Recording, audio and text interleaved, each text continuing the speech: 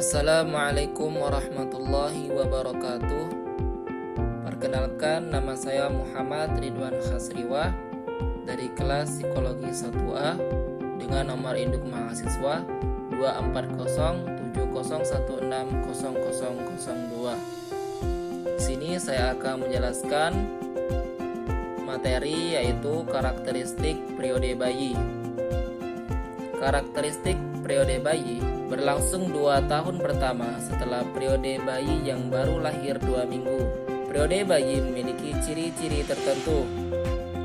Meskipun sama dengan ciri-ciri periode-periode lain dalam rentang kehidupan, yang sangat penting adalah selama 2 tahun masa bayi ini. Ciri-ciri tersebut membedakan masa bayi dari periode-periode sebelumnya dan sesudahnya. Berikut ini adalah ciri-ciri masa bayi. Yang pertama, masa bayi adalah masa dasar yang sesungguhnya. Meskipun seluruh masa anak-anak terutama tahun-tahun awal dianggap sebagai masa dasar, namun masa bayi adalah dasar periode kehidupan yang sesungguhnya karena pada saat ini banyak pola perilaku, sikap, ekspresi, dan emosi terbentuk. Ada 4 alasan yang menyebabkan mengapa dasar-dasar yang diletakkan pada masa bayi itu sangat penting.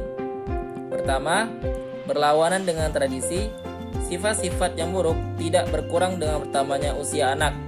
Sebaliknya, pola-pola yang terbentuk pada permulaan kehidupan cenderung mapan, apakah itu sifat baik atau buruk, berbahaya atau bermanfaat. Kedua, kalau pola perilaku yang kurang baik atau kepercayaan dan sifat yang buruk mulai berkembang, maka semakin cepat hal-hal itu diperbaiki akan semakin mudah bagi anak. Ketiga, karena dasar-dasar awal cepat berkembang menjadi kebiasaan melalui pengulangan, maka dasar-dasar itu akan selamanya memengaruhi penyesuaian pribadi dan sosial. Dan yang keempat, karena faktor belajar dan pengalaman memainkan peran yang penting dalam perkembangan. Yang kedua, masa bayi adalah masa di mana pertumbuhan dan perubahan berjalan pesat. Bayi berkembang pesat, baik secara fisik maupun secara psikologis. Meskipun pertumbuhan pesat terjadi pada seluruh periode bayi, namun yang terpesat adalah dalam tahun pertama. Perubahan tidak hanya terjadi dalam penampilan tetapi juga dalam kemampuan. Pertumbuhan dan perkembangan intelektual bayi berjalan sesajar dengan pertumbuhan dan perubahan fisik. Sebelum masa bayi berakhir periode ini, bayi mampu mengerti banyak hal dan dapat mengutarakan kebutuhan dan keinginan dengan berbagai cara yang sekiranya dapat dimengerti oleh orang lain. Yang ketiga, masa bayi adalah masa berkurangnya ketergantungan. Masa bayi merupakan masa di mana ketergantungan terhadap orang lain perlahan mulai berkurang. Bayi ingin melakukan hal-hal yang diinginkan tanpa bantuan orang lain. Berkurangnya ketergantungan ini merupakan efek dari pesatnya perkembangan pengendalian tubuh yang memungkinkan bayi untuk belajar merangkak, berguling, duduk, berdiri, dan akhirnya berjalan. Kemandirian juga meningkat dengan berkembangnya kemampuan bayi untuk mengomunikasikan kebutuhan-kebutuhannya kepada orang lain. Bayi tidak senang diperlakukan seperti bayi. Ia tidak mau lagi membiarkan orang lain melakukan hal-hal yang dapat dilakukan atau yang dianggapnya bisa dilakukan sendiri. Jika keinginannya ingin mandiri ini dilarang, maka ia akan protes melalui amarah atau tangisan. Yang keempat, masa bayi adalah masa meningkatnya individualitas perkembangan. Masa bayi merupakan masa meningkatnya kemandirian dan individualitas, di mana bayi mulai mengembangkan hal-hal yang sesuai dengan kemampuan dan minatnya. Individualitas bayi tampak dalam penampilan dan pola perilakunya. Dengan meningkatnya individualitas, maka tiap bayi diperlukan sebagai individu. Tidak dapat diharapkan teknik-teknik latihan anak yang sama akan cocok untuk semua bayi. Yang kelima, masa bayi adalah permulaan sosialisasi. Masa bayi merupakan awal dari proses sosialisasi di mana bayi telah dapat menunjukkan keinginannya untuk menjadi bagian dari kelompok sosial.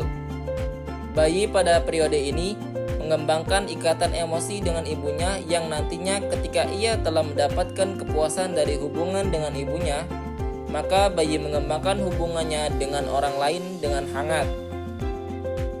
Yang keenam, masa bayi adalah permulaan berkembangnya penggolongan peran seks. Masa ini merupakan masa di mana bayi dididik untuk dikenalkan dengan kebiasaan menurut jenis kelaminnya masing-masing. Hampir dari saat dilahirkan, anak laki-laki diperlukan sebagai laki-laki dan perempuan sebagai perempuan.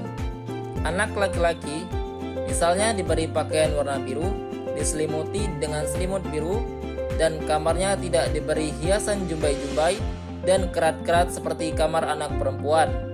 Mainan dipilihkan yang sesuai dengan anak laki-laki dan mereka diberikan cerita-cerita tentang anak laki-laki dan kegiatan-kegiatannya. Tradisi pengenalan seks yang sama juga diperlakukan kepada anak perempuan. Tekankan pada anak perempuan untuk bersifat sesuai dengan jenis kelaminnya sejak masih bayi, tidak terlampau kuat seperti pada anak laki-laki. Meskipun penggolongan peran seks merupakan bagian dari awal pendidikan anak perempuan, secara tidak langsung anak perempuan peran seksnya sudah ditetapkan pada masa bayi dengan memperbolehkan mereka menangis dan menunjukkan tanda-tanda lainnya yang tidak diperkenankan pada bayi laki-laki. Yang ketujuh, masa bayi adalah masa yang menarik. Masa bayi merupakan masa yang menarik bagi orang lain, di mana tubuh bayi berukuran kecil, memiliki perut buncit, tangan dan kaki kecil, dan justru kepalanya yang besar membuat bayi semakin menjadi menarik. Anak-anak yang usianya lebih tua juga menyukai bayi, seperti halnya orang dewasa, di mana menganggap bayi adalah individu yang menarik karena ketergantungan dan ketidakberdayaannya. Yang kedelapan, masa bayi merupakan permulaan kreativitas. Masa bayi adalah permulaan kreativitas yang pada awalnya diperkenalkan dan diajarkan oleh orang tua. Nantinya akan menjadi dasar bagi bayi untuk mengembangkan kreativitasnya. Misalnya, orang tua memperkenalkan sendok dan piring. Bayi mengembangkan kreativitasnya dengan memukul-mukul piring dengan sendok yang dipegangnya dan menimbulkan suara yang menyenangkan bagi bayi. Yang kesembilan, masa bayi adalah masa berbahaya. Meskipun semua tahapan dalam rentang kehidupan mengandung bahaya, tetapi bahaya tertentu lebih banyak terdapat selama masa bayi daripada dalam periode-periode lain. Bahaya dapat merupakan bahaya fisik dan bahaya psikologis. Bahaya fisik yang paling sering terjadi adalah penyakit atau kecelakaan karena kurang mampunya bayi dalam koordinasi otot dan mengendalikan lingkungannya.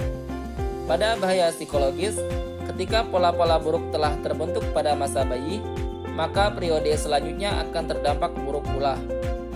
Dalam buku lain menyatakan bahwa masa bayi neonatal merupakan periode berbahaya baik secara fisik maupun psikologis, karena bayi harus melakukan penyesuaian radikal pada lingkungan yang baru dan sangat berbeda dengan kondisi sebelumnya. Dan ini dibuktikan dengan tingginya tingkat kematian pada periode ini. Demikian penjelasan dari karakteristik periode bayi. Semoga dapat membantu. Wassalamualaikum warahmatullahi wabarakatuh.